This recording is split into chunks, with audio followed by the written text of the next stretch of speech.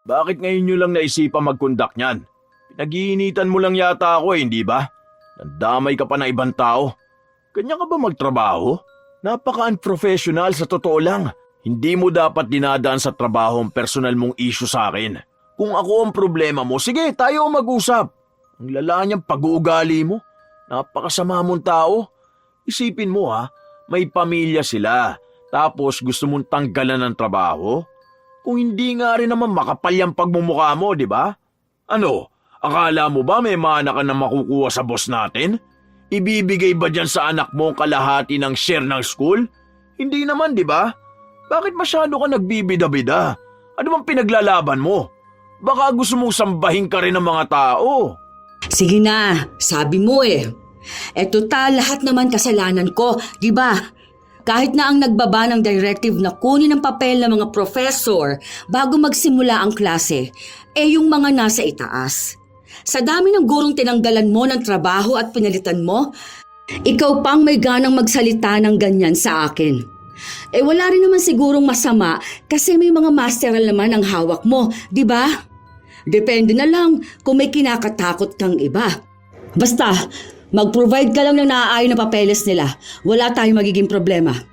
Pero kung may problemang mang iba, baka ikaw mismo. Baka yung pag-uugali mo. Hindi ako naninira ng iba. Gawain mo yon, kaya wag mo ipasa sa akin. Minsan, kung sino pa ang taong tinulungan mo, siya pa ang magmamalaki sa'yo.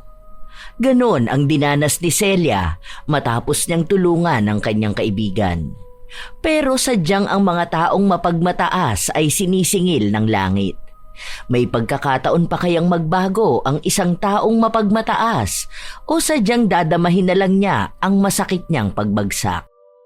Uy ma'am, naabutan pa kita. Oo nga pala, nakalimutan ko sabihin. Dumaan kahapon si Ma'am Jennifer. Nagtatanong kung saan niya pwedeng i-verify yung yung regarding dun sa maling time record niya. Oh, bakit? Pinakita ko na sa kanya yun bakit nagtatanong pa rin siya? Nag-double check daw kasi siya ng schedule na bigay sa kanya. Basta sabi niya, hindi raw yun ang schedule niya. Anong hindi? Pinirmahan niya yon nung nag-request siya na i-move ang schedule niya. Tapos ngayon, sasabihin niyang hindi. Aba, ewan ko rin. Kanino ba kasi pinasa yun? Sa akin ang notice, pero si Sir Francisco nag-approve. After ibigay ni Sir sa akin, finoward ko na kaagad for notice sa faculty and kay boss. Basta yun ang sabi niya. Hindi niya raw alam. Basta ako pinasa ko kay Sir Francisco since siya ang nakita kong initial approving officer. Bakit pinasa mo kaagad? Dapat sinamahan mo. Andito pa yung papers niya. Ang gulo-gulo naman. Kakausapin niya lang naman daw para malinaw. Bahala sila.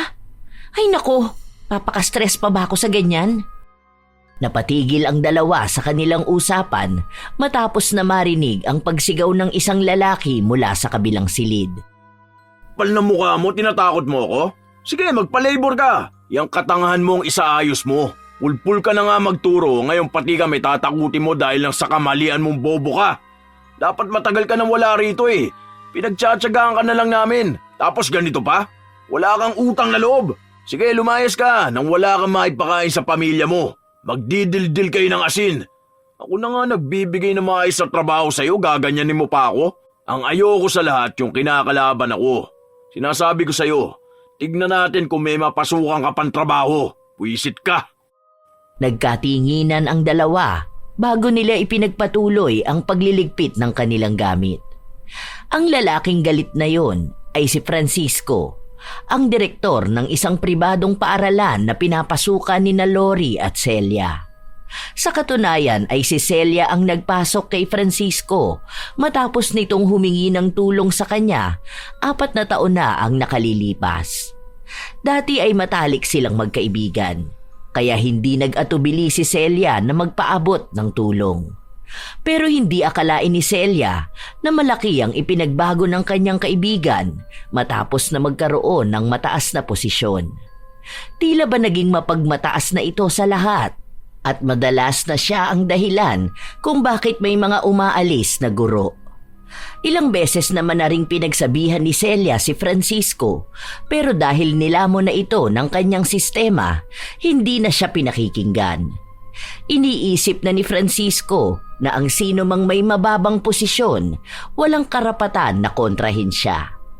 Dahil doon, naisipan na lang ni Celia na kausapin ang asawa ni Francisco, ang isa pa niyang kaibigan na si Jane.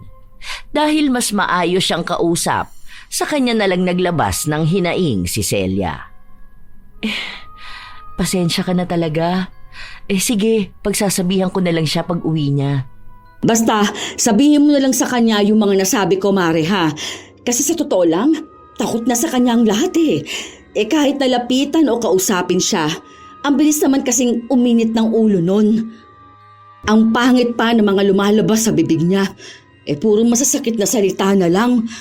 Ay, kung alam mo lang kung paanong hiyang-hiya ako sa tuwing sinasabi mo yan sa akin. Hindi rin kasi basta nakikinig yun sa akin eh. Minsan abala siya sa trabaho niya. Pero promise, mamaya kakausapin ko talaga siya. Ang ano ko lang kasi, dahil ikaw ang nagpasok sa kanya tapos pati ikaw inaaway niya. Hindi dapat ikaw ang humihingi ng pasensya. At saka, kababata ko kayo eh. Ipinasa ko lang naman ang papel niya, tapos nakuha siya sa trabaho. Maganda rin naman ang credentials niya. At saka, sa totoo lang, magaling naman siya magpatakbo. Hands-on nga siya sa lahat ng events sa school. Kaya lang, yung pasensya niya talaga ang problema. Ang daming co-teachers ang napaalis at nagrereklamo sa kanya. Hindi ko nga alam kung anong sasabihin sa kanya. Alam mo namang ako ang HR. Napatigil sa pagsasalita si Celia matapos pumasok sa loob ng bahay si Francisco. Unang kita pa lang sa kanya, halatang sa away na aabot ang kanilang magiging usapan. Anong ginagawa mo rito? Nagsusumbong ka na naman sa asawa ko? Wala ka bang ibang pinagkakabalahan? Puro ka chismis. Maya ka naman. Naturingang faculty member, ganyan ang pag-uugali mo. Saka ano, sobrang saya mo na ba dahil napatawag na naman ako? Malamang kung ano-ano na naman ang pinagkalat mo sa school. Kung hindi ba naman makati ang dila mo, panay ang chismis mo sa kung sino-sino. Ang kapal ng pagmumukha mo ah. Tapos pupunta ka pa rito sa bahay? Gusto mo ring gawing kakampi ang asawa ko? Hindi ko na kailangang sabihin sa iba ang mga ginagawa mo. Lahat sila nakakarinig kung paano mo laitin ang mga tao. O ayan, ganyan ka magsalita. Sa sobrang taas ng tingin mo sa sarili mo, naiwan dyan sa talampakan mo ang utak mo. Ang dami mong nasirang gamit. Oh, sige nga, kailan mo yung babayaran? Oo nga pala, mukha ka nga palang pera. O sige, ito ang perang ibabayad ko dun sa mga nasira ko. Hindi ko kailangan ng pera mo. Isa pa, bakit ako ang lagi mong pinagbibintangan, ha? Ako lang ba yung taong nakikita mo sa opisina? Anong tingin mo doon sa iba? Mga bulag? Mga bingi? Ikaw ang gumagawa ng kahihiyan mo tapos sa iba mo ipapasa? Dahil kung hindi mo sana sila kinakampihan, wala silang lakas ng loob na makipagsagutan sa akin. Di sana may mga respeto sila. Paano? Bastos ka rin sa akin. Ang hirap mong pakisamahan sa totoo lang. Nagmamagandang loob lang nga ako sa kanila. Kung sana kaya mong kontrolin ang sarili mo. Kaso hindi. Yung mga aso mo ang pagsabihan mo. O, kita mo. Anong pag-uugali yan? Sa tingin mo, yung ganyang pag-uugali mo walang naiinis sa'yo? Kung alam mo lang kung gaano karaming tao na ang pinakiusapan ko para lang hindi ka mai-report. Tapos ngayon, nakikita mo pa ako bilang kalaban mo? Anong gusto mo mangyari? Magkaroon ako ng utang na loob sa'yo? Mabuti na lang, mabait sa akin ang asawa mo. Buti na lang, inaalala ko ang mga anak mo. Dahil kung hindi, baka wala ka nang mapasukang trabaho. Maayos akong nagpunta rito, tapos ganyan mo ako pagsasalitaan. Wala akong pakialam. Lumayas ka rito sa pamamahay ko ah. Kung ayaw mong ako mismo ang kumaladkad sa'yo. Sobrang sama ng loob ni Celia dahil sa halip na maging maayos ang usapan, nauwi lang sa puro sigawan. Pinilit na lang niyang pagpasensyahan ang kaibigan. Isang hapon, habang abala sila sa pagtatrabaho, lumapit si Francisco kay Celia. Nakakapanibago na nakangiti ito sa kanya at binati pa siya. Iisa lang ang ibig sabihin nun, may ipapakisuyo sa kanya. Bumabait lang naman sa kanya si Francisco kapag may kailangan ito sa kanya. At hindi nga siya nagkamali. dahil may dinala na bagong guro si Francisco. Isang batang-bata pang babae na mukhang katatapos lang sa kanyang pag-aaral. Ano sa tingin mo? Okay siya, no? Magaling yun. Sobrang talino nun. Grabe. Patapos na ang semester. Hindi na muna tayo kukuha ng bago. Yun din ang ibinaba ng notice sa amin. Di ko naman sinabi na ngayon. Consider mo lang para sa next sem, di ba? Kulang na kasi tayo ng professor. Baka mahirapan na tayo sa susunod na sem. Ang daming umalis. Wala pa tayong kapalit. Kumpleto na papers noon. Ready na yung mag-start. Nakausap ko yung mga umalis. Balak nilang bumalik next sem. Kapag kinuha ko pa yan, sa sobra na tayo. Pinapasikaso pa naman sa akin yun. Kasi mga dati na rin naman tao yun dito. Bakit kailangan mo pang isipin yung mga umalis? Hayaan mo na sila. Di ba magkaibigan tayo? Magkababata? Sabay tayong lumaki. Tapos hayaan mo lang na bumalik yung mga taong bastos makipag-usap sa akin? Huwag kang magpapakababa para sa mga taong walang galang. Kapag bumalik ang mga yon, baka magkagulo lang ulit. Ang hilig pa naman manakot ng mga yon. Kaya pagbigyan mo na ako rito, ha? Isa lang naman tong pinapasok ko eh. Titingnan ko muna kung ano magagawa ko. Wala pa namang ibinababa na budget at kung ilan ang kulang na personnel. Sasabihan kita kapag may bakante pa. Sino ba kasi yun? Ang dami mo namang hawak na tao. Salamat. Wala yun. Anak ng kaibigan ko. Naghahanap ng work eh, kaya dito ko nalang ipapasok. Basta diretso ko na sa iyo ang resume niya, ha? Ikaw na ang gumawa ng paraan para makapasok siya. Alam ko naman na kaya mo yan eh. HR ka pa naman. Hindi na yun masyadong pinagtuunan ng pansin ni Celia. Nagpatuloy ang kanyang trabaho. Ilang sandali lang, pinatawag siya para itanong ang tungkol sa papel ng bagong guro na nais niyang ipasok. Kinausap siya kung kilala ba niya ang dalaga na yon, lalo na't marami rin ang nakukuhang balita patungkol sa mga guro na hindi nagtuturo at nagpapabayad para lang makapasa ang mga bata. Nagiging mahigpit na sila dahil marami na rin ang mga magulang na nagrereklamo. Ipinangako na lang ni Celia na kikilalanin na lang muna niya ang babae. Paglabas niya ng opisina, nakita niya si Lori na naghihintay sa kanya sa labas. Nakikichismis ka na naman dyan. O ano na naman ginagawa mo dyan sa labas? Nakikinig ka, no? Grabe naman, napadaan lang ako. Pero anong sabi sa'yo, ma'am? Nagtatanong lang bakit nga raw sa akin diniretso ang resume. Ano palang balak mo? Ipapasok mo ba? Baka naman mapahamak ka. Mamaya gawin niya pa yung kasabwat sa mga kalokohan niya, no? Tapos ikaw HR, baka lumabas na isa ka rin sa kasapi ng kulto nila. May pakulto-kulto ka pa dyan. Pero syempre, hindi ko yun kukunin. Lahat ng professor na naiwan, aprobado na lang nasa taas bago ko kinukuha. Kaya nga, ibinigay ko muna sa kanila para sila magdesisyon, para walang sisi sa akin. Pero bakit ba siya kumukuha ng mga kakilala niya? Ano kayang kalokohan ang ginagawa niya, no? Baka kaya inaaway niya ang ibang prof para may maipasok siyang kasabwat niya. Tingnan mo, pinag-initan niya si Ma'am Jennifer nung nakaraang linggo. Pagkaalis, pinalitan niya agad. May mali talaga eh. Yun na nga. Tapos hindi man lang nag-report sa akin. Sana naggawan ko pa ng paraan. Sunod-sunod pa sila ngayon. Bakit? Yung iba bang reklamo nakarating ba sa mga boss?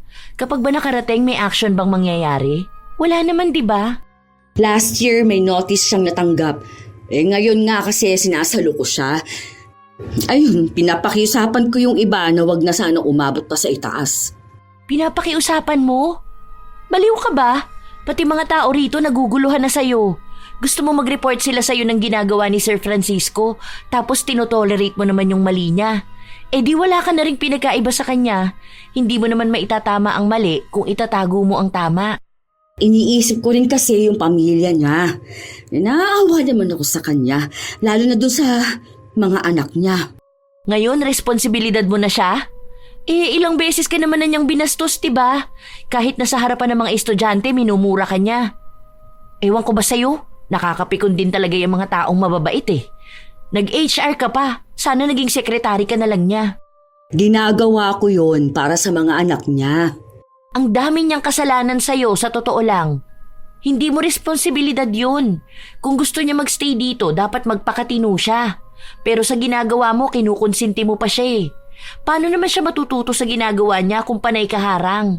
Sa totoo lang HR ka. Kung magre-report ka na binabastos ka niya, magagawan mo agad ng action. Huwag ka maawa sa kanya. Maawa ka sa ibang taong nagtatrabaho ng maayos tapos pinag-iinitan at pinapaalis niya na lang basta. Akala ko siya lang ang may problema eh. Ikaw rin pala. Huling tulong na yon. Hindi ko na uulitin kahit makiusap siya. Sus, puro ka ganyan. Parang gusto kong dalawa na lang kayong i-report.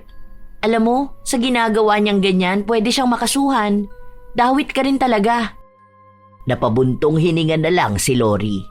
Dahil wala naman na talaga siyang ibang magagawa sa pag-uugali ni Francisco, pinag-usapan na lang nila ang plano nilang lumipat ng paaralan.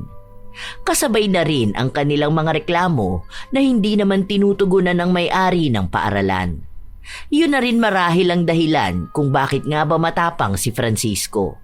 Dahil alam niyang kahit natambak na ang reklamo, hindi na pagtutuunan ng pansin dahil abala ang may-ari. Lumipas pa ang ilan pang mga linggo kung saan lantaran pa rin ang pagiging masamang tao ni Francisco na siyang pilit pa rin pinagtatakpan ng kanyang kaibigan. Hanggang sa dumating na ang araw ng pagtatapos ng semestre, kung saan maging ang ibang bata ay nagtapos na rin ang kanilang pag-aaral. Matapos noon ay nagkaroon sila ng pagtitipon para pag-usapan ang susunod na pasukan. Sinabi ang magagandang mga balita na mas lalong nakikilala raw ang kanilang paaralan kaya magkakaroon ng mas marami pang estudyante. Sana nga totoo yun. Sabi ng registrar, marami raw inquiries. Isa lang din ang ibig sabihin nun. Kailangan natin ng bagong teachers. Ang bilis ng transition ngayong school year. Biruin mo yun katatapos lang ng graduation. Tapos within next month, kailangan ready na yung lineup ng teachers. Paano tayo makakahanap ng 5 new teachers within a month? Tayo naman ngayon ang na-pressure, di ba? Pwede rin naman tayo mag-fill in sa ibang units kung talagang kulang pa. Basta after ng working hours lang ako pwede magturo. Ang dami-dami kong fina-file eh. Habang nag-uusap ang dalawa, pumasok sa loob ang isang matandang guro na tinatawag nilang Tatang Benny. Matagal na itong empleyado sa paaralan, pero malapit na rin siyang umalis dahil sa kanyang edad. Ibinalita sa kanila ang problema ng kanilang opisina na may kinalaman sa pera. Halos ubos na raw ang budget para sa susunod na pasukan. Maging ang isang balita na inireklamo na sila sa ahensya ng gobyerno. Kalat na raw ang balita na yon, lalo na't kay Francisco rin ang bato ng usapin. Pero mukhang walang pakialam si Francisco. Isang araw, pumunta si Lori sa opisina para ibigay kay Francisco ang papel ng bagong empleyado na pinapapasok nito. Hindi raw po talaga pwede, sir. Inutusan lang po ako na ibalik yan sa'yo. Hindi ko naman sinabing kunin nyo agad, di ba? Itabi nyo lang para sa susunod hindi na kayo mahirapang maghanap ng teacher.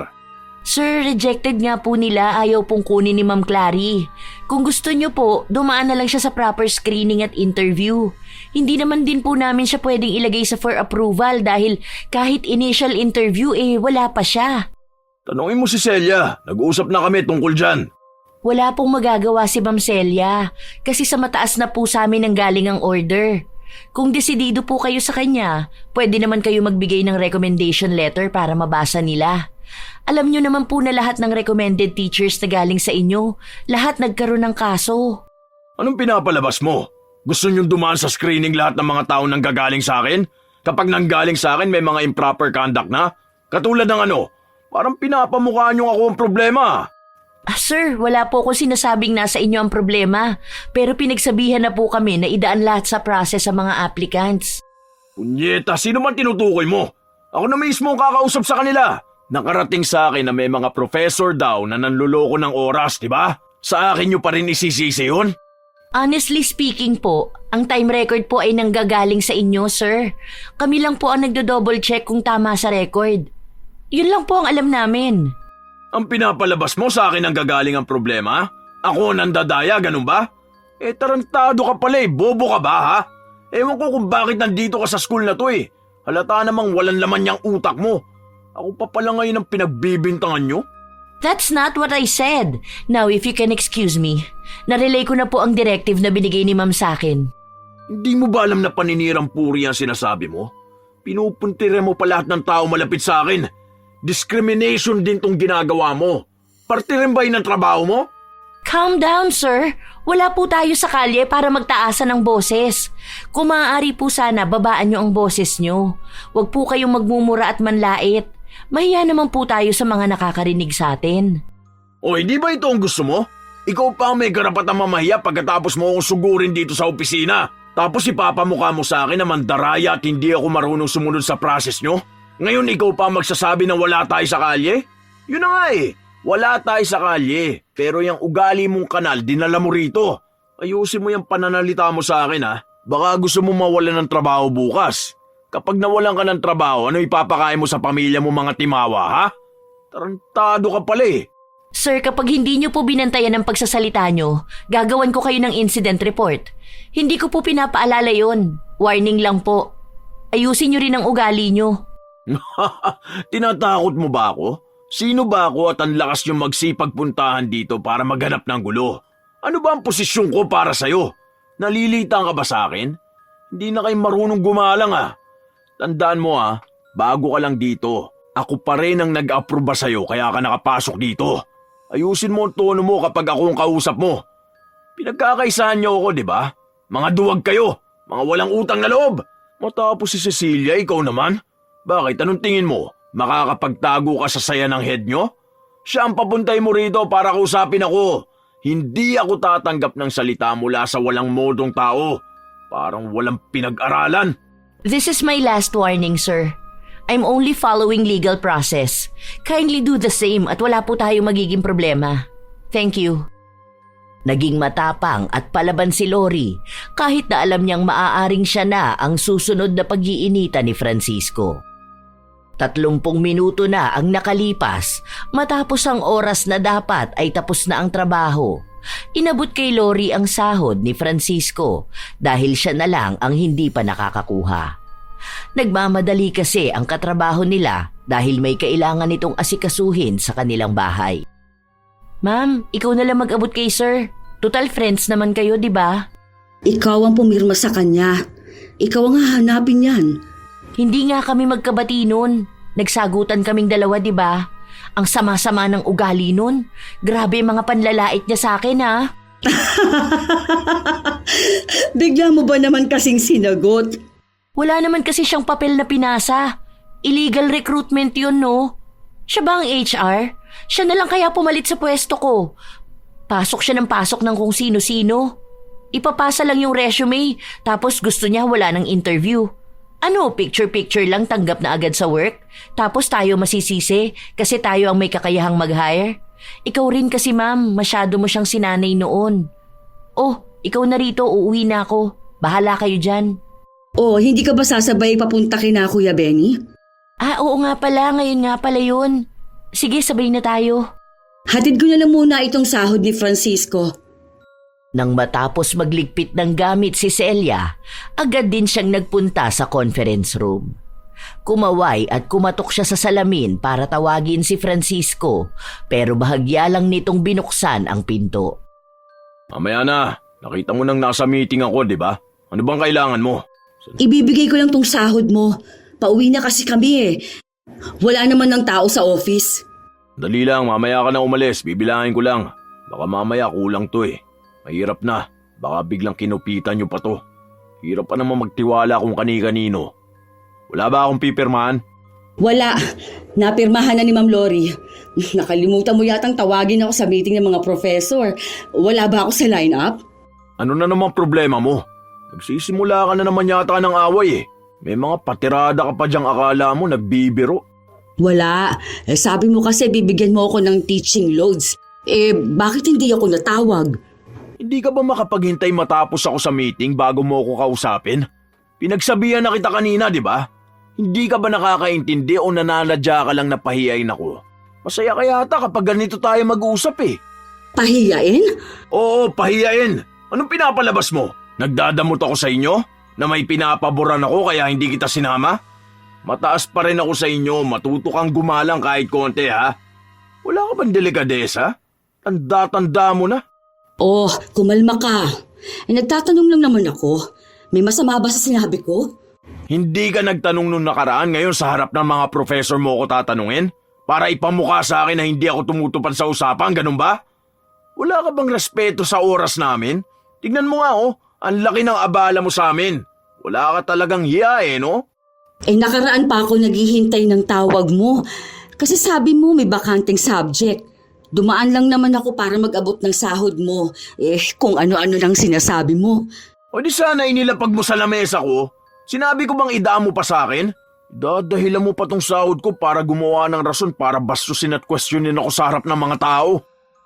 Lumabas si Francisco at naglakad palapit kay Celia. Wala siyang salitang sinasabi, pero baka sa mukha niya ang galit. Halos nais niyang saktan ang ginang, kaya umatras na lang si Celia. Bastos ka! Hinaan mo ang boses mo. Hindi kita binabastos. Bastos ka! Baka nakakalimutan mo mas mataas pa rin ako sa'yo. Tandaan mo, ikaw matanda ka ha? HR ka lang. Matuto kang lumugar. Matuto kang gumalang. Punyeta ka. Hindi ako kung sino lang para pahiyain mo ako ha.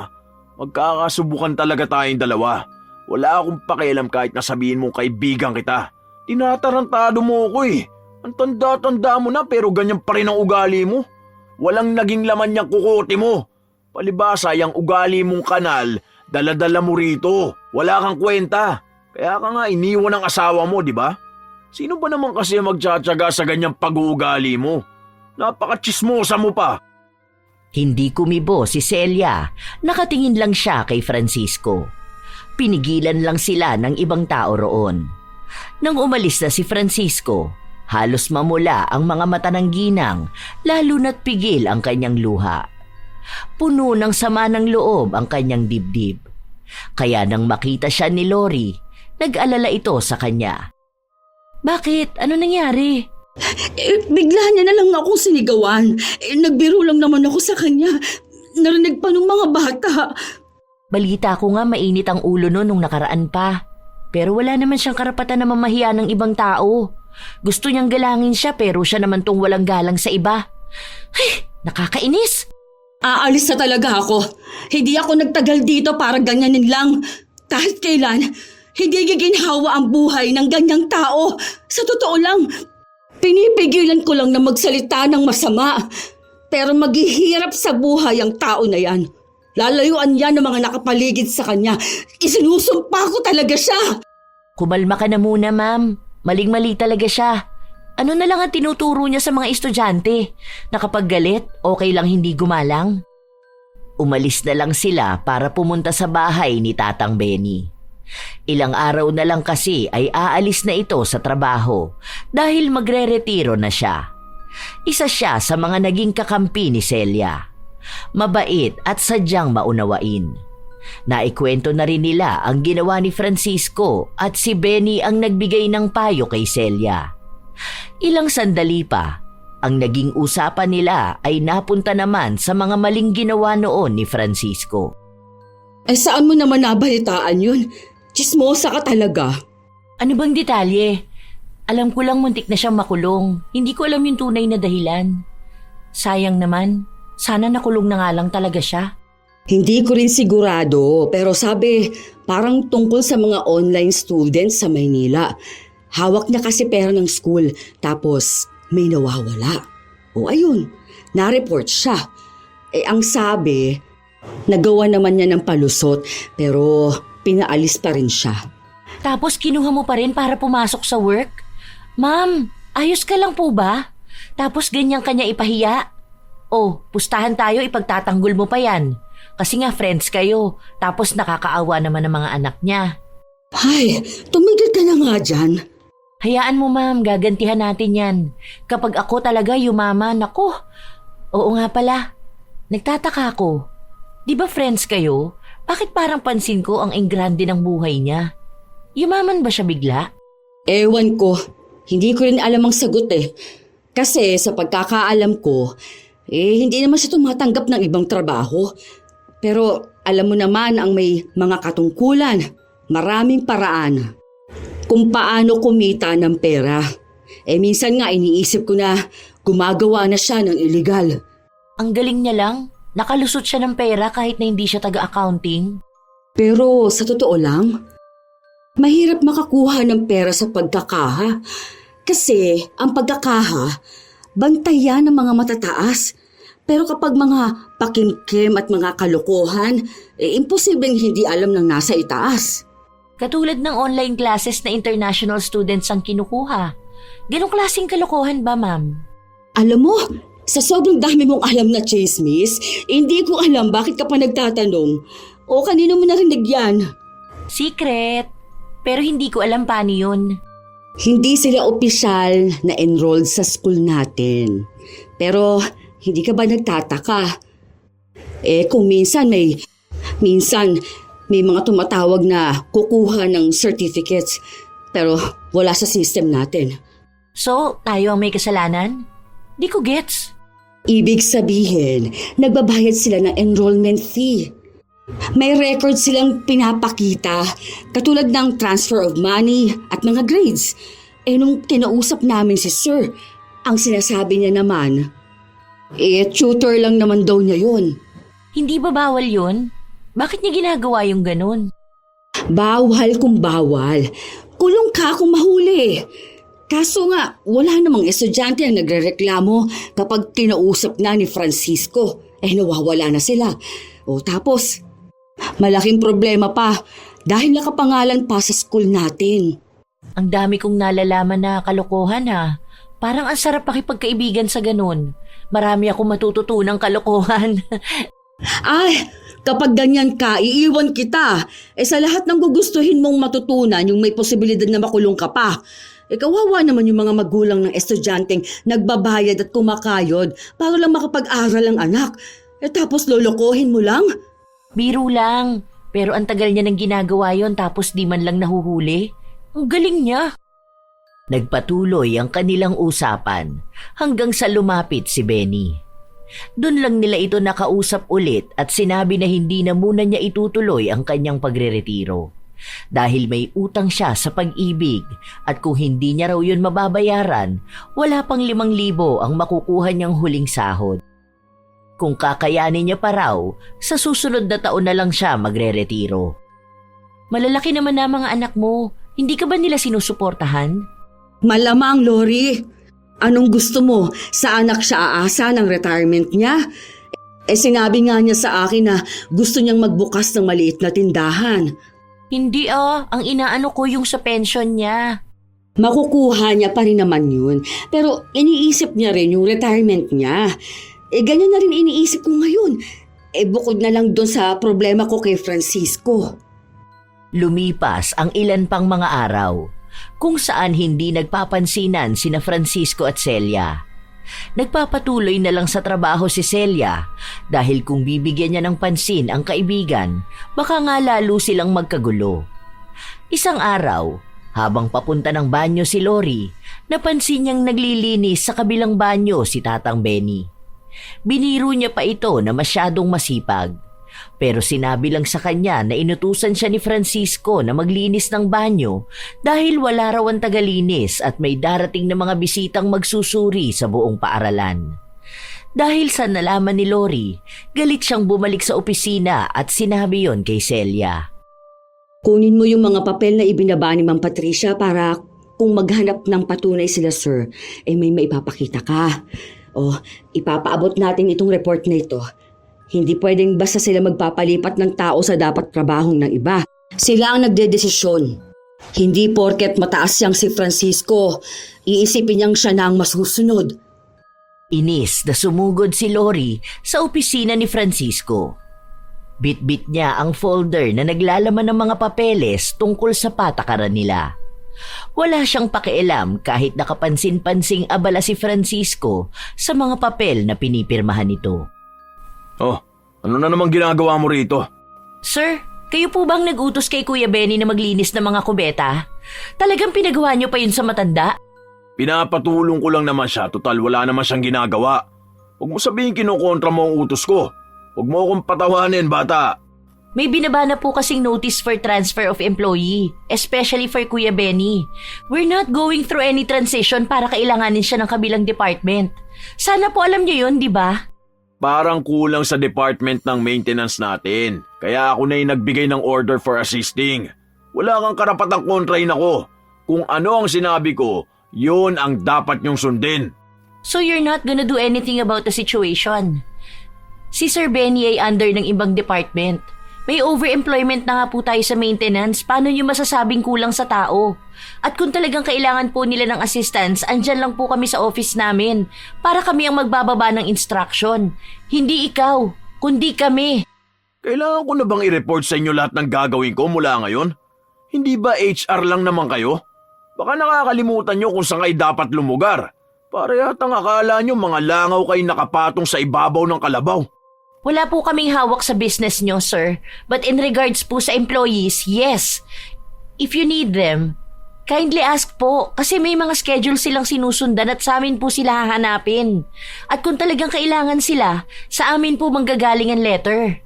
Do you need the list of employees under their respective department? In that case, bigyan ko na lang po kayo ng copy para naman hindi kayo nagmumukhang walang alam sa trabaho ng bawat tao rito. Padabog pang inilapag ni Lori ang papel at hindi na siya naghintay pa ng sasabihin ni Francisco. Sadyang hindi niya lang kinaya ang kahambugan nito at ang pagmamataas. Tila ba wala na rin siyang pakialam kung pag-iinitan ba siya nito o bigla na lang ding tatanggalin sa trabaho. Para sa dalaga, ilalaban niya kung ano ang sa tingin niya ay tama. Lumabas na rin siya kung saan nakita niya si Celia na siya namang papasok sa loob ng opisina ni Francisco. Ikaw na naman ang may pakana nito, no? At talagang tinuruan mo pa ang bata mong maging bastos sa nakakataas sa kanya? Hindi mo ba tinuturuan kung paano siya gumalang, ha?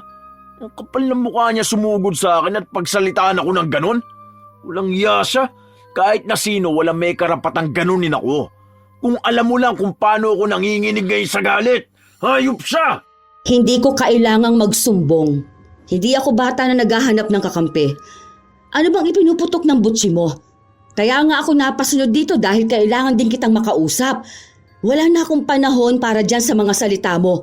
Totoo naman din ang sinabi niya na sana ikaw mismo alam mo rin kung paano gagalangin ang trabaho ng iba. Hindi dahil mataas ka. Kailangan mo ng pakialaman ang gawain namin. Nagpapatawa ka ba? Ano ba inaakala mo? Ano ba naman trabaho mo? Di ba HR ka lang naman? Baka ka mo nagkakampihan lang kayo. Alam ko na yan. Matagal ka nang naiinggit sa akin, di ba? Dahil ikaw matagal ka na rito, pero sa akin napunta ang posisyon. Sa kanito nakaraan, akala mo ba hindi ko yun makikita? Kayo-kayo lang ang nagkikita-kita tapos hindi nyo man lang ako inimbitahan. Ano ibig sabihin nun? Lumalabas na ang dahilan kung bakit ka nagagalit. Para ka namang bata na hindi sinali sa laro. Pag-iinitan mo pa yung matanda. Ginagamit mo yung posisyon mo para lang sa walang kwentang bagay. Hindi ako naiinggit sa'yo. Dahil wala yan sa'yo kung wala ako. Talaga ba? Hindi mo lang kayang aminin. Kaya ngayon, ang ginagawa mo, sinusulsulan mo mga aso mo na atakihin ako. Para nga naman kapag napatalsik ako, ikaw na ang papalit sa akin, no? Galing mo rin talaga mag-isip. Ibang klase ka. Tignan mo na nga yung ginagawa mong paggamit ng posisyon mo para makapanlamang ng tao. Huwag kang umasta na parang hindi yan mawawala sa'yo. Tandaan mo, lahat kayang bawiin ng langit. Kung ano mang ipinagmamalaki mo ngayon, pwedeng isang araw mawawala lahat-lahat. Kaya mas mabuti na sana na maging mapagpasalamat ka. Alagaan mo maging ang reputasyon mo. College director ako. Hindi mo ko under para takutin mo, ha? Ibaon mo yan dyan sa kakapiranggut mong utak. Hindi mo ko kaya, Celia. Isa ka lang trabahador sa school na to na dapat sumusunod sa mga utos ko. Wala kang kakayahan na kalabanin ako dahil hindi mo ko kaya. Bakit? Hindi mo talaga tanggap? Ano, iniiyakan mo ba ang mga tao mo tapos sa awa nila sa'yo kailangan magalit din sila sa akin? Aba, kung kampihan ang gusto mo, sige, pwede naman akong lumaban dyan. Madali lang kayo mapabagsak, mga stupida. Dapat pala na ganyan magsalita ang isang direktor? Ang isang edukado? O bakit? Paano ba dapat? Kailangan ba maging sobrang bait ako kahit na hindi naman dapat? Hindi ba dapat marunong ka rin na rumispeto ng tao? Sige, sabihin na nating mas mababa sa'yo. Hindi mo ba kayang maging makatao, ha? Kahit yun lang, Francisco. Kahit yun na lang ang gawin mo. Wala kang mahihita sa akin kung yan lang ang gusto mo. Dahil magalang naman ako eh. Gumagalang naman talaga ako. Pero sa mga taong mas mataas lang sa akin. Dahil ganun naman talaga yon. Ganun lang dapat. Kung naghahangad ka ng paggalang mula sa akin, matuto kang pantayan ako. Pero halata namang hindi mo kaya, di ba? Dahil mas magaling ako sa lahat ng bagay. Mas matalino ako sa'yo. Mas madiskarte. Yun ang hindi mo kaya. Yun din ang hindi mo matanggap. Okay, hindi na ako makikipagtalo pa. Pero paalala ko lang, magkakandak kami ng screening sa mga professors. Pakihanda na lang ang mga papel na mga hawak mo na wala sa amin. At sana kayanin nila ang mangyayari, hindi ba? I-ready mo na rin ang pagbagsak mo. Baka sumakit ang likod mo. Magpahilot ka na lang. Hindi na nakaapila pa si Francisco dahil hindi niya inasahan na magiging matapang si Celia. Ang akala niya, katulad lang ito noon na kaya niyang paikutin at kahit na anong masasakit na salitang bitawan niya ay tatanggapin lang nito. Pero mukhang pumipiglas na si Celia. Hindi lang para sa kanyang sarili, kundi maging sa mga taong apektado ng masamang pag-uugali ni Francisco. Nang linggo ring yun ay inilabas ni Francisco ang lahat ng guro na hawak niya. Patuloy din siyang nagpapasaring ng mga salita patungkol sa bullying. Kung ano-ano rin ang laman ng kanyang social media na halos ipangalanda kanyang si Celia ang kanyang kaaway. Ma'am, nabasa mo ba yung sinasabi nila sa GC? Ilang beses ka na nilang na-mention na. Wala akong panahon para dyan. Alam mo naman na ang dami kong ginagawa. Saka, hindi ako mahilig tumingin-tingin ng cellphone ko. Yun na nga, ma'am. Pero kasi lahat na lang patungkol sa'yo eh. Nagagalit sila, sinasabi nila na kaya ka raw ganyan dahil gusto mo silang palitan. Ewan ko ba sa mga to? Gusto ko na nga rin sanang awayin. Ay, hayaan mo yung mga yan. Huwag ka mag-aksaya ng oras sa kanya. Ang daming ibang bagay na pwedeng pagtuunan ng pansin. Isa pa, bakit sila matatakot kung wala naman silang ginawang masama? Hindi sila mawawala rito kung maayos ang trabaho nila. Kaya ibig lang sabihin niyang galit nila na yan, ay may mga itinatago sila. Kung makikita man yon, hindi ko na yung kasalanan. Bakit kasi gagawa sila ng mali, hindi ba? Hindi lang din naman yan ang issue, ma'am. Ang sabi nila, nang pa-power trip ka raw. Magre-report daw sila sa labor. Gumagawa na nga rin daw sila ng petition. Parang may mga pinapapirmahan na sila ngayon. Basta ikaw raw ang pangalan na ituturo nila. Galit na galit silang lahat sa'yo. Basta ang dami ko naririnig. Kahit nga ako minsan kapag nakakasalubong nila ako, kung ano-ano ring pinaparinig nila sa akin. Buti nga ma'am, nasa school ako. Naku, baka nasa bunutan ko sila. Kailan ko ginawa yun? Wala akong maalala na ginamit ko itong posisyon ko. Kaya nga sabi ko, buksan mo yung mga chat nila sa'yo. Tinakot mo raw si Sir Francisco na magtatanggal ka ng mga professor. Ayun, lahat na sila nagkakagulo. Para tuloy may gera sa department nila. Mukhang nag-iiyakan pa yung iba dahil wala na raw silang sasahurin. Ako pa ngayon ang mali. Binabaliktad na naman niya ang sitwasyon.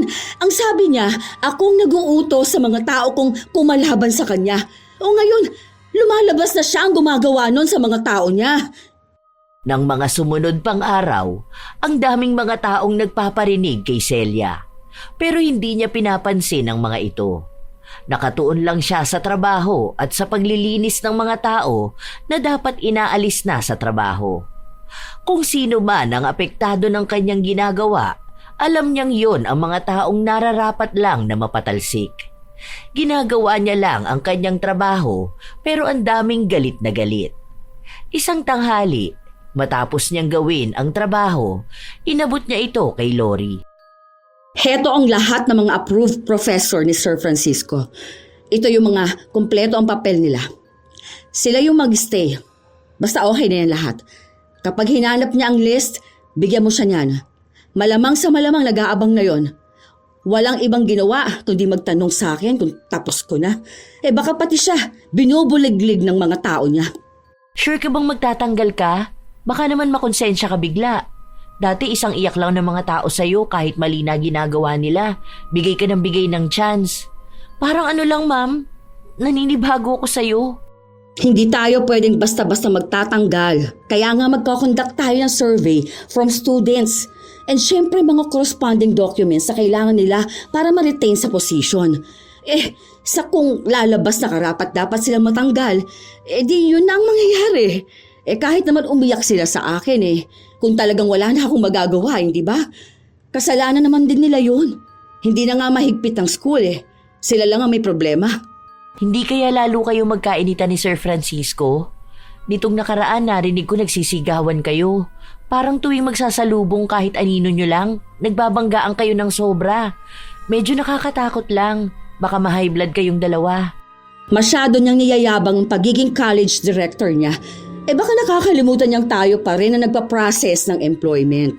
Mas mataas siya, pero baka nakakalimutan niyang may kapangyarihan pa rin ako.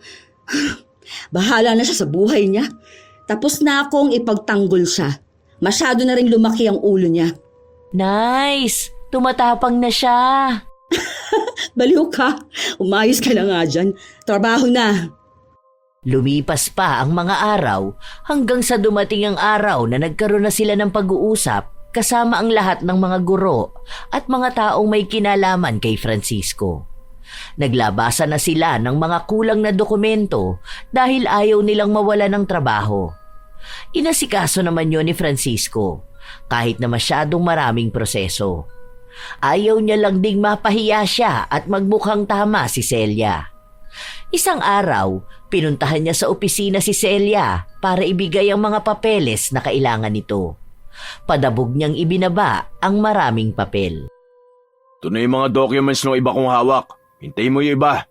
Siguro naman makakapaghintay ka pa, di ba? Huwag kang maging atat na magtanggal. Parang gusto mo talaga mapahiya ako no? Mapopromote ka ba dyan sa ginagawa mo? Kaya masyado ka na naman nagbibida-bida ngayon? Mag-start na ang school year by next month. Sana maibigay mo na agad para sa approval nila ma'am. Ayokong ibibigay nila kung kailan magsisimula ng klase. May deadline. Sana alam nyo rin yon. Bakit ngayon nyo lang naisipan mag-conduct niyan? Pinag-iinitan mo lang yata ako hindi ba? Nandamay ka pa na ibang tao. Kanya ka ba magtrabaho? Napaka-unprofessional sa totoo lang. Hindi mo dapat dinadaan sa trabaho ang personal mong issue sa akin. Kung ako ang problema mo, sige tayo mag-usap. Ang lala niyang pag-uugali mo. Napakasama mong tao. Isipin mo may pamilya sila. Tapos gusto mong tanggalan ng trabaho? Kung hindi nga rin naman makapal yung pagmumukha mo, di ba? Ano, akala mo ba may mana ka na makukuha sa boss natin? Ibibigay ba dyan sa anak mo ang kalahati ng share ng school? Hindi naman, di ba? Bakit masyado ka nagbibida-bida? Ano bang pinaglalaban mo? Baka gusto mong sambahin ka rin ng mga tao. Sige, yan ang sabi mo. Total lahat naman kasalanan ko, di ba? Kahit na ang nagbaba ng directive na kunin ng papel ng mga professor bago magsimula ang klase yung mga nasa itaas. Sa dami ng gurong tinanggalan mo ng trabaho at pinalitan mo, ikaw pa ang may ganang magsalita ng ganyan sa akin? Wala rin naman sigurong masama kasi may mga masteral naman ang hawak mo, hindi ba? Depende na lang kung may ikinakatakot kang iba. Basta mag-provide ka lang ng naaayaw na papeles, wala tayong magiging problema. Pero kung may problemang iba, baka ikaw mismo. Baka yung pag-uugali mo. Hindi ako naninira ng iba. Gawain mo yon, kaya wag mong ipasa sa akin. O bakit, hindi ba totoong gumagawa ka ng paraan para umamo kami sa'yo? Gusto mo makiusap ako? Gusto mo magmakaawa ako? Kapag ginawa ko ba yun sa'yo, tataas na ang tingin mo sa sarili mo? Kung makapagsabi ka naman sa akin na ako mataas ang tingin sa sarili, parang hindi yun ang ginagawa mo ngayon. Pakunwari ka pa. Trabaho ko lang ang ginagawa ko at sana ikaw rin. Hindi yung mas inuuna mo ang manira ng buhay ng ibang tao. Tandaan mo, lahat ng taong pinatanggal mo, pwede kong i-file ng incident report. Huwag ako. Ha? Huwag ako ang kakalabanin mo. Dahil kung una pa lang puntirya ko na ang posisyon mo, matagal ka na sanang walang trabaho. Ngayon nagmamatapang ka na? Hindi ko kasalanan kung umalis sila ha. Sila ang nagdesisyon nun sa buhay nila. Wala akong kasalanan dun. Ikaw ang madalas na mamahiya sa kanila. Pinagmumura mo sila. Pinagsisigawan mo palagi, di ba? Alam mo, kung hindi lang tayo magkaibigan at hindi ako naaawa sa mga anak mo, matagal na rin kitang kinasuhan. Sa anong kaso? Sige nga. Isa-isahin mo ngayong ilabas yung mga imbento mo. Verbal abuse at saka indifferent to employee. Pasalamat ka at walang kaalam-alam ang mga empleyadong yon sa karapatan nila. Dahil kung hindi, matagal ka nang natanggal sa trabaho. Kahit bukas sa kanila ang pag-resign, under pa rin yon ang constructive dismissal. Kung matalino ka talaga, alam mo yan. Diba? Nakakahiya naman kasi bilang direktor kung hindi mo yan alam. Tama? Ngayon parang ipinamumukha mo sa akin ang wala akong alam? Wala akong sinasabing ganyan, sir. Hindi mo ba agad naintindihan yung sinabi ko? Para namang ang layo nun sa pagbibintang na wala kang alam. Depende na lang kung wala nga talaga. Huwag mo ako niyayabangan, Celia. Iisa lang naman ang hawak mo sa akin, di ba? Yung ikaw ang nagpasok sa akin. Sa ikaw lang naman ang nagbigay ng resume ko. Pero ako pa rin naman ang nagdala sa sarili ko sa mas mataas na posisyon. Dahil magaling ako, hindi dahil kilala kita. Kaya huwag mo akong pagsasabihan na dapat ako magkaroon ng utang na loob sa'yo. Ano, gusto mo rin bang gamitin ang salitang utang na loob para mapasunod ako? Paano mo ba gustong bayaran ko ang utang na loob na yan, ha? Narinig mo ba akong inuulit ko sa'yo na wala kang utang na loob? Kaya mo yan naaalala dahil alam mo na meron ka talagang utang na loob sa akin. Hindi ko yan kailangang singilin dahil ako rin naman ang nagdesisyon para magkaroon ka ng trabaho. Kasi naaawa ako sa'yo dahil baka wala kang maibigay sa pamilya mo. Baka hindi pa makapag-aral ang mga bata. Wala akong isusumbat sa'yo dahil sabi mo nga, ikaw ang nagdala sa posisyon mo. Hindi yon ang issue natin. Ang problema rito ay ang ugali mo. Hindi lang sa akin, kundi sa kahit na sinong nakakausap mo. Masyado kang mayabang. Nayayabangan lang kayo sa akin dahil nasa posisyon ako. Ibig lang sabihin, hindi ako ang problema, kundi ang inggit nyo sa akin. Doon na nagsimula ang pagkakaroon nila ng mas malalang alitan. Hindi na nagbago ang ugali ni Francisco at mas lalo na ring tumapang si Celia. Mas lalo niyang binigyan ng pansin ang karapatan ng ibang tao na dati ay binabaliwala niya dahil sa pagkakaibigan nila ni Francisco. Ngayon lang yun gagawin ni Celia. Kung sakali mang malaki ang epekto nito kay Francisco, iniisip niya na lang na pagtutuwid ito sa pag-uugali ng kaibigan.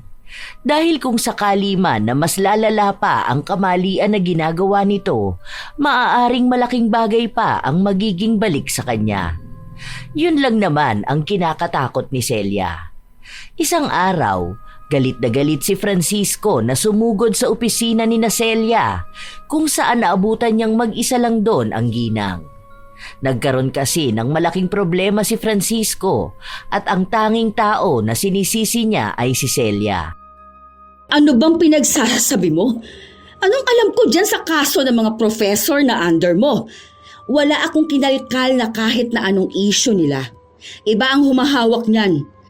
Tapos na ako doon sa pagkuha ng documents nila. Kung anong ibang issue nila, hindi ko na problema yon. Huwag mo sa aking isisi ang lahat. Alam kong ito ang nagpapasaya sa'yo. Ang nakikita mong nahihirapan ako at yung ibang mga tao ko, di ba? Sa sobrang saya mo, baka ilibre mo mga aso mo. Ano, lalabas ba kayo mamaya? Pagkakatuwaan nyo na unti-unti na akong bumabagsak? Ang toxic mo no? Grabe na yung inggit sa katawan mo. Sinabi ko na sa'yong wala akong alam sa mga sinasabi mo. Nag-file lang ako ng report. Kung may kaso sila, kasalanan na nila yon. Pati ba naman yon sa akin mo nalang isisisi? Hindi ako toxic. Siguro may pagkamasama ang ugali ko pero hindi ako toxic na tao. Ayusin mo yung pananalita mo, ha? Susugod ka sa akin dahil lang sa ganyan? Kanino mo gustong isisi? Alangan namang sa akin na naman. Na ako na naman ang problema. Di ba yun naman ang palagi mo sinasabi? Papaawa ka na naman dyan. Gagamitin mo na naman ang mga salita mong matanda ka na masyado para sa kung ano-anong gulo. Alam mo kung hindi mo naman pinakialaman ng mga tao ko, wala naman magiging problema eh. Sinisira mo lang talaga ang pangarap ko. Ayoko makipagtalo sa'yo. Basta alam kong wala akong ginagawang mali. Sinasabi ko sa'yo ha, sa oras na mawalan ako ng trabaho, ikaw ang una kong papatayin. Total wala na rin namang kwenta yung buhay mo, di ba? Para sa ganun na lang din ako makakaganti sa yung hayop ka. Sisiguraduhin ko sa'yo na kapag bumagsak ako, kasama ka rin babagsak. Nakaramdam ng takot si Celia sa mga salita sa kanya ni Francisco. Nang matapos ang ginagawa ni Celia, umalis na rin siya sa kanyang trabaho. Hindi niya alam na pati pala si Lori ay sumunod sa kanya. Ayaw na kasi niyang magkaroon pa sila ng malalang away, kaya siya na lang ang lalayo. Ginawa na lang niya ang lahat para mabigyan ng katarungan ang mga taong inapi ni Francisco. Aminin man niyang minsan nakakaramdam siya ng konsensya para sa iba, pero mas iniisip niyang kung pangungunahan siya nun, hindi rin maitatama ang mga mali. Wala na rin namang pagkakaibigan na masisira dahil matagal na itong nawasak dahil sa kanilang alitan. Isinalba na lang niya ang kanyang sariling buhay. Humahanap na lang siya ng ibang paaralan na pwede niyang mapasukan. Kasama niya rin naman si Lori na humahanap din ng pwede nilang lipatan na trabaho. Simula noon, hindi na siya nakatanggap ng kahit na anong balita sa paaralan na dati niyang pinapasukan. Iniiwas na lang din kasi niya ang sarili sa maraming isipin. Makalipas ang ilang buwan, habang namamalengke si Celia, nakasalubong niya si Jane. Hindi pa nga niya ito namukhaan nung una dahil iba na ang itsura nito. Mare, ano nangyari sa'yo? Ha? Bakit naman nagkaganyan na ang itsura mo? Naging losyang ka naman na. Hoy, ayos ka lang ba? May sakit ka ba? Ay, kung alam mo lang ang nangyari sa buhay namin ngayon, Mare. Naiiyak na nga ako magkwento eh. Alam mo ba na nawala na ng trabaho si Francisco? Natanggal na siya dun sa school. Matapos nun, patong-patong na kaso na ang kinaharap niya. Alam mo bang sunod-sunod ang problemang nangyari sa amin? Wala na yung ipon namin, as in ubos lahat. Tapos itong sasakyan namin kakukuha lang ngayon. Isusunod naman na yung bahay namin. Wala na kaming titirhan. Lahat ng pinaghirapan niya, nawala ng ganun lang kadali. Ha? Ano ba kasing ginawa niya? May tumawag daw na international student at naghahanap ng diploma niya. Pinahanap daw sa registrar. Wala raw sa list yung school ID niya. Pinapalabas nila na kinamkam daw ni Francisco ang pera. Habang iniimbestigahan pa lang, lumabas yung dalawa pang kaparehas na kaso. May mga naipakita silang bank transfer na nakapangalan nga kay Mister. Grabe yung nangyayari sa akin ngayon, Mare. Ano naman ang sinabi ng school? Wala na kasi akong kinakausap sa kanila. Kaya hindi ko na maitanong yung mga ganito. Hindi raw nila alam eh. Wala rin sa records ng CHED ang mga estudyanteng yun. Bali lahat pinapasalo nila sa mister ko. Paano naman kami? Kahit nga pangkain namin ng mga bata, wala ako mapang sustento. Kaya binigay ko na muna ang mga bata kina mama. Ang hirap. Hindi ko na alam kung anong gagawin ko. Kulang-kulang kalahating milyon yung kailangan naming ibalik sa mga estudyante. Saan naman ako kukuha nun, di ba? May ipinakita ba silang pruweba? Bank transfers nga. Nung una, sabi ni Francisco, tutor lang naman daw sila. Pero kasi may pinakita silang forms na parang nagpapatunay na enrolled sila tapos pirmado niya rin. Nakipag-usap ka na ba sa attorney nyo? Ay naku, natalo nga kami sa kaso. Maghanda pa raw kami kasi baka may ilang estudyante pa ang lumitaw matapos nito. Kailangan din namin maibalik lahat ng perang nakuha ni Francisco. Kapag nagpatuloy pa to, baka umuwi na lang din ako kina mama. Hindi ko na kaya tong stress na nangyayari sa akin. Sobrang hirap. Hindi ko to kaya mag-isa. Nakakarma na nga yata kami. Alam ko na makakaya mo rin yan. At sana, maging malaking leksyon na rin kay Francisco. Lalo na noong mga panahon na wala siyang ibang ginawa, kundi ang ipagyabang sa lahat ang posisyon na meron siya. 12 taon ang sentensya kay Francisco. Doon na tuluyang nagsimulang bumagsak ang lahat sa kanya. Wala na siyang kahit na anong bagay na ipagyayabang sa ibang tao. Kung gaano siya naging mapagmataas, siya namang bagsak niya. Nawala ang kanyang yabang dahil hindi niya kayang maging matapang sa loob ng kulungan. Sa totoo lang, naaawa si Celia sa sinapit ng kanyang kaibigan. Pero sadyang yun na ang buhay na kinahantungan ni Francisco. Ilang taon pa ang lumipas, nakahanap ng isang maliit na bahay si Jane kung saan doon muna siya nanatili habang ang kanya namang anak ay nasa poder pa rin ng kanyang mga magulang. Sa ilang taong nakakulong ni Francisco, hindi pa rin sila nakikita ni Celia. Hanggang sa isang araw, bumisita sina Celia at Lori sa bahay ni na Jane. "Mamamas ko po! Manggugulo lang po kami!" "Pasok kayo. Pasensya na kayo kung mainit ha. Wala kasing kuryente naputulan." Kailangan mo ba ng tulong? Magkano ba ang bill nyo? "Hindi na mare, wag na. May trabaho naman ako sa tindahan. Okay na yun pantusto sa pang-araw-araw at pagtulong sa mga anak ko. Kasama ko nga sila ngayon Andyan sila sa kapitbahay na mamas ko." May dala pala kaming pagkain. Sinadya talaga namin yan para sa inyo. Napadaan lang talaga rito para mga musta. Alam mo na, sa tanda kong ito, hindi na masyadong makaalis ng bahay. Oo nga pala, bakit hindi mo subukang maghanap ng ibang trabaho? Sa company, ganon.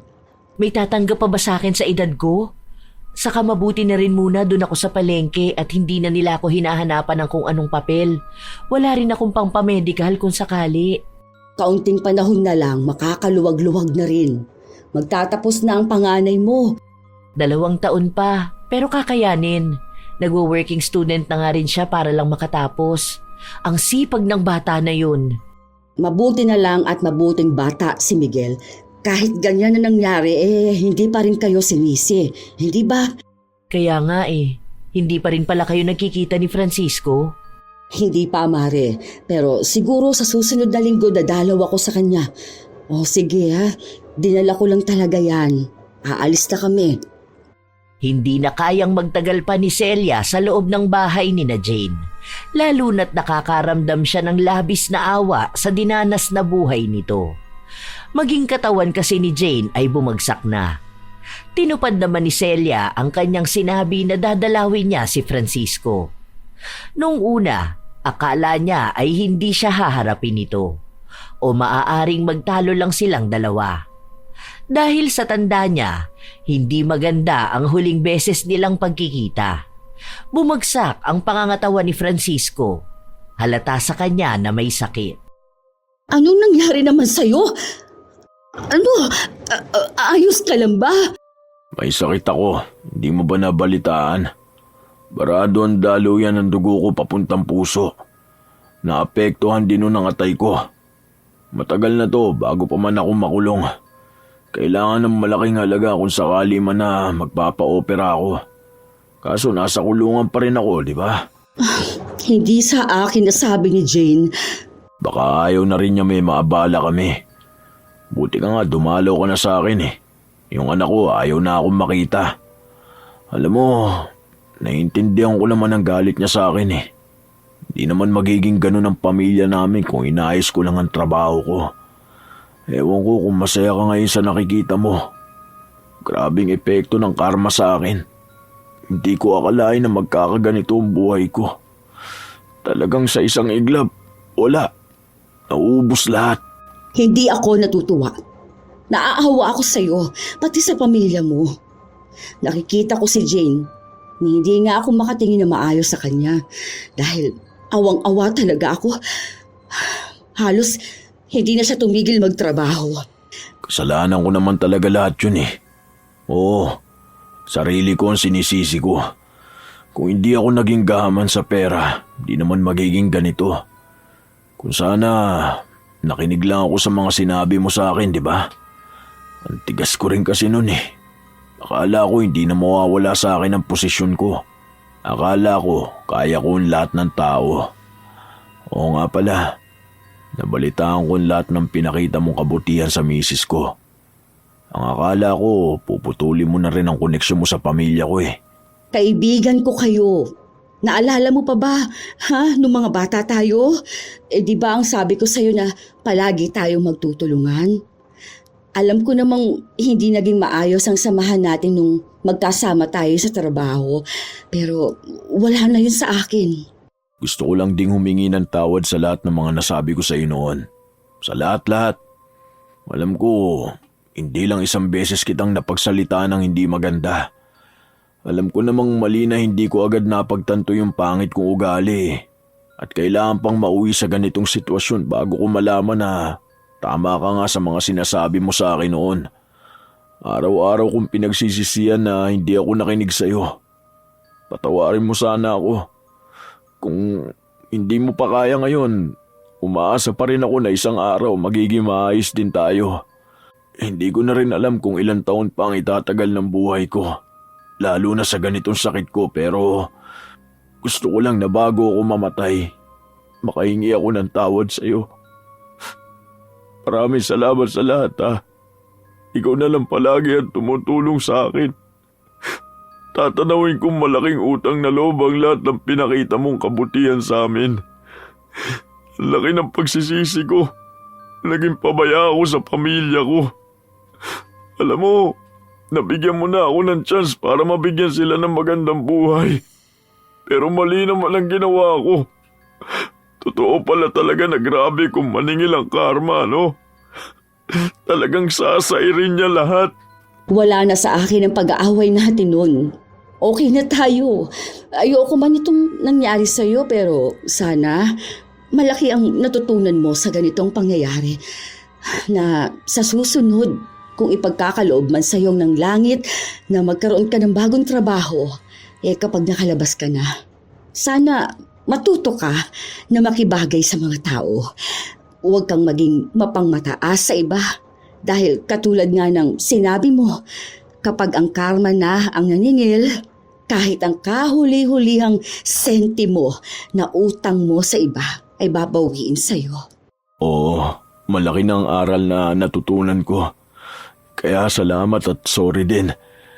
Hihintayin ko rin ang araw na mapapatawad mo talaga ako ng tuluyan. Alam ko na kahit sabihin mong maayos tayo, may naiiwan pa rin hinanakit sa'yo. Sana magkita pa tayo ulit sa susunod kapag may pagkakataon pang makalabas ako ng buhay. Hayaan mo, makakabawi rin ako sa mga kabutihan mo. Tunay ang sinabi ni Francisco na hindi pa tuluyang naghihilom ang sugat sa dibdib ni Celia. Pero hindi naman ibig sabihin nun ay hindi niya magagawang magpatawad. Ang mahalaga sa kanya ay natututunan na rin ni Francisco ang kung anumang pagkakamali na nagawa niya. Alam niya rin na hindi pa naman huli ang lahat para sa isang tao na magbago. Ilang taon pa ang nakalipas. Nabawasan ang taon ng pagkakabilanggo ni Francisco, lalo na't nakikitaan din siya ng pagbabago. Nakalabas siya ng kulungan pero meron pa rin siyang sakit. Ang asawa naman niya, patuloy pa rin sa pagtatrabaho para lang sa utang ng kanyang asawa na kahit ilang taon na halos hindi pa rin nababawasan. Para gumaling si Francisco, nilalapitan niya rin ang iba't ibang ahensya ng gobyerno. May nakuha siyang tulong at iyon ang naging dahilan para madagdagan pa ang kanyang buhay. At nakikita niya yon bilang panibagong pag-asa. Marami man ang nakikita siya bilang masamang tao, matapos nga niyang makulong, gusto niya pa rin gumawa ng makabuluhan sa kanyang buhay. Sa mga sumunod na buwan, muli silang nagkita ni Celia, nakasama na naman si Lori. Hello, sir. Sir pa rin? Okay po, Hello, tanda. Loko ka talagang bata ka. Oh, oy, ang ganda na pala nitong tindahan mo. Aba, ayos. Business owner ka na. Boss ka na ngayon. Oo nga, ako na ngayon ang amo. Pero si Mrs. pa rin ang boss. Wow, may kinatatakutan pala kayo, sir. Ngayon ko lang nalaman. Sana pala noon si Ate Jane kinuha nating HR. Tiklo pala si sir eh. Nagtawanan lang sila matapos nun. Naging maganda ang mga sumunod na nangyari dahil kitang-kita ang malaking pagbabago ni Francisco. Maging sa kanilang buhay. Dahil ang munting tahanang kanilang nabuo matapos ng mga pangyayari ay kahit paano'y napunan muli ng dekorasyon at gamit. Kahit na malayo sa karangyaan ng dati nilang pamumuhay. Ang mahalaga ay lahat ito bunga ng kanilang pagsusumikap. Hindi katulad noon na ginagamitan niya ng maling gawain. Habang si Francisco ay nagsisimula ulit sa pinakamababa, si Celia naman ay patuloy sa pagtuturo sa kanyang nalipatang paaralan. Kasama niya pa si Lori. Doon nila nakuha ang isang saya dahil nakakatanggap sila ng tunay ding paggalang. Masasabing nagkapatawaran na ang dalawa, ngunit ang turing nila sa isa't isa ay hindi na katulad ng dati. Sadyang tinuturing na lang talaga ito ni Francisco bilang malaking aral sa kanyang buhay, na matuto siyang gumalang sa iba at walang magandang naidudulot ang pagmamataas sa ibang tao. Minsan talaga, may mga taong inaakala na kaya na nila ang lahat dahil lang sa posisyon na meron sila. Akala nila ay nakaaangat na sila higit sa lahat. Na akala nila ay hindi darating ang araw na hihingi sila ng tulong sa iba. May mga taong sobrang taas ng tingin sa sarili pero mababa kung ituring ang iba. Ang masakit pa, sila pa ang unang humuhusga nang hindi man lang inaalam ang pinagdaraanan ng taong tinitingnan nila ng mababa. Hindi nila alam, ang galing at karunungan ay walang halaga kung puso mo naman ay puno ng pagmamataas. Dahil sa bandang huli, hindi titignan ng tadhana kung gaano ka kataas, kundi kung gaano kababa ang loob. May isang ang kasabihan na ang buhay ay parang gulong. Minsan nasa taas ka, minsan nasa baba. Kaya wag mong ipagmalaki ang posisyon, pera o koneksyon mo dahil baka sa isang iglap, mawala rin ang lahat ng yon. Kapag dumating ang oras na kailangan mo ng tulong, baka ang mga taong minamaliit mo pa noon ang siya ring unang aayaw sa'yo. Katulad na lamang din ang pagdating ng karma. Hindi man ito nagmamadali, pero siguradong darating ito. Ipaparanas sa'yo ang kaparehas na pakiramdam na iyong ibinigay sa iba.